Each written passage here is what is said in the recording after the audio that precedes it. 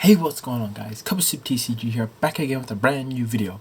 And today, for you guys, I will be presenting my Gaia deck profile post Rise of the Duels for the September 2020 format. Now, before we get into the video, please don't forget to like, subscribe, and leave a comment down below for what you'd like to see next. Now, what is Gaia? Well, Gaia is a deck that came out in Rise of the Duelist.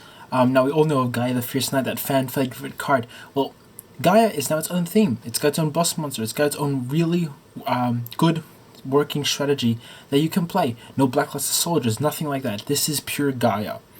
Really fun deck. Great budget deck for those that want to play something that's blind second. People that want to play something that's a bit unique on a budget. However, while my build that I am showing is a budget, I do have some expensive options if you guys do have those cards and you want to play those cards instead of some of the cards I'm showing right now. Anyway, let's stop with the talking and let's get right into the video. So, starting off the main deck, we're playing 3 Gaia the Magical Knight. So, this is the new, I guess, Gaia the Fierce Knight retrain that came out in Rise of the Duelist. Now, this card is also always treated as a Gaia the Fierce Knight card. And if you control no monsters or if our opponent controls a monster with 2300 or more attack, we can special summon this card. So we can normal summon this card without tributing.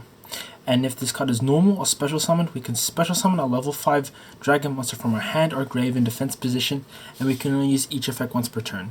Now, this card is a normal summon. Unfortunately, it is not a special summon. However, it is, we always want to see it. That's why we play 3 of it. Gets the Curse of Dragon retrain out of our hand or out of our grave, so we can go into all of our fusion plays. Now, we're also playing 1 Soldier Gaia the Fierce Knight.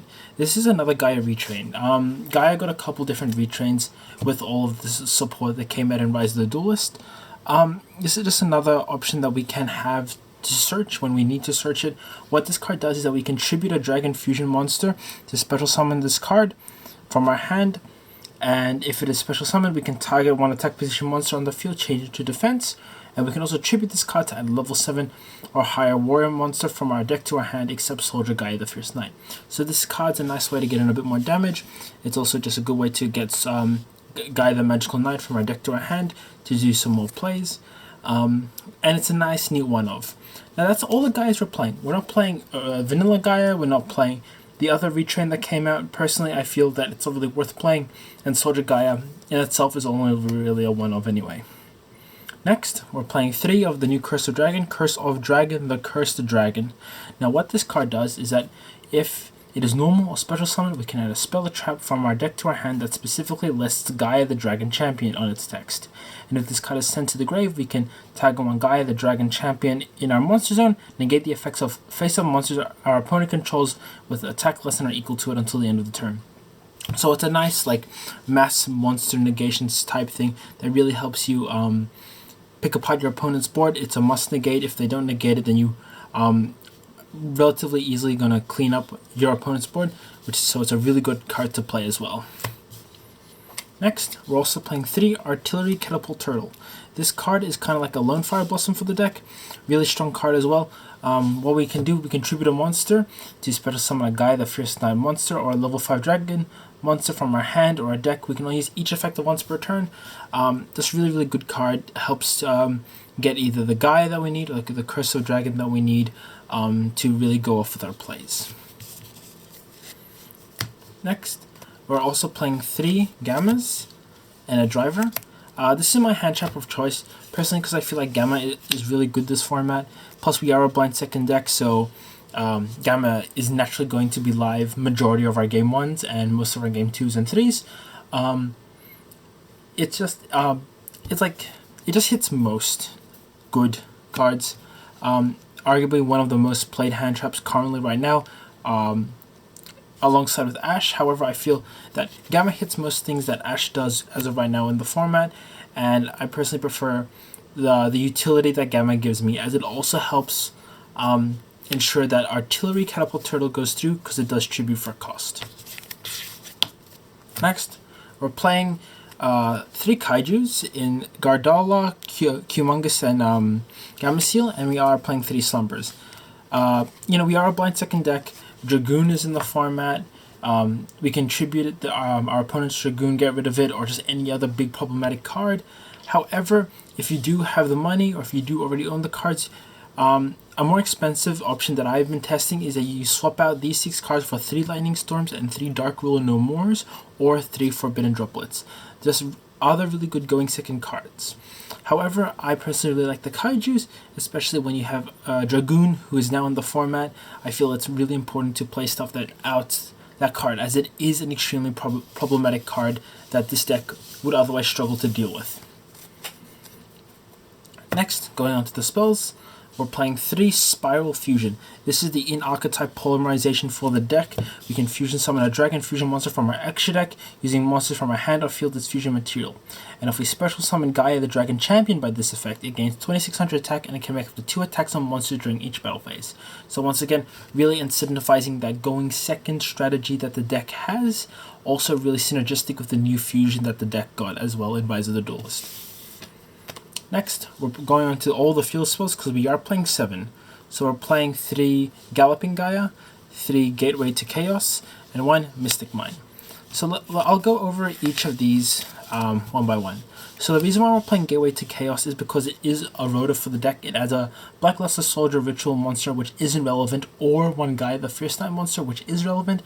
So it's Rhoda for our Magical Knights, so we can always make sure that we have 1 in our hand, 1 ready to normal summon. So essentially we're playing 8 copies along with, so we're playing 3 Magical Knight, 3 Gateway to Chaos, 1 Terraforming, and 1 Set Rotation within the deck.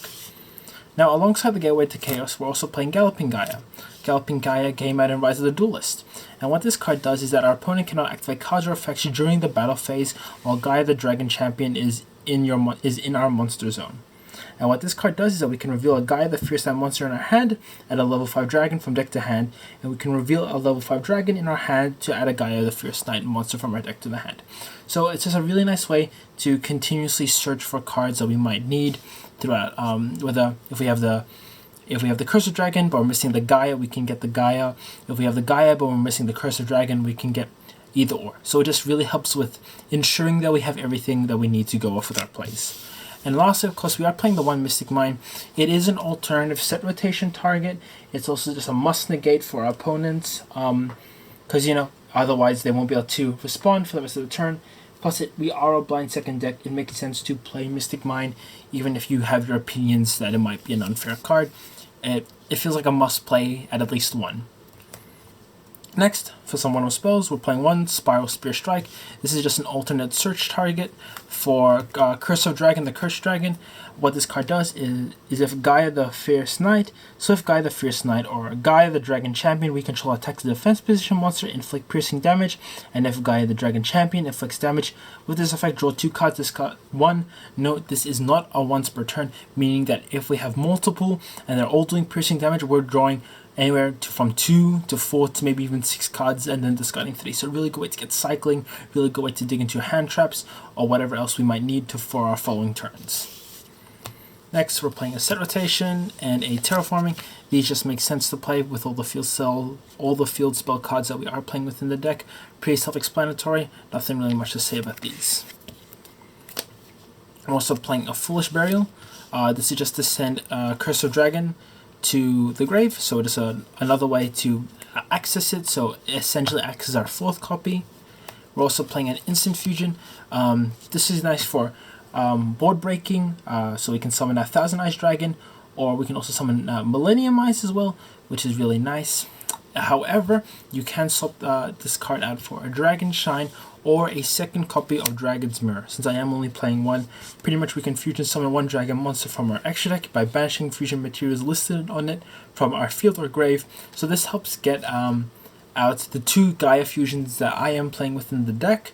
It helps make bigger boards, helps push for more damage, etc. Next, for the traps, I'm playing triple Infinite Impermanence. It just feels right to play another decent hand trap within the deck, as we are a blind second deck. If you cannot afford imperms, feel free to play any other hand trap that you have. May there be Infect Veilers or Ash Blossoms, anything else it might be. I personally really like Imperm since it is good going first or going second.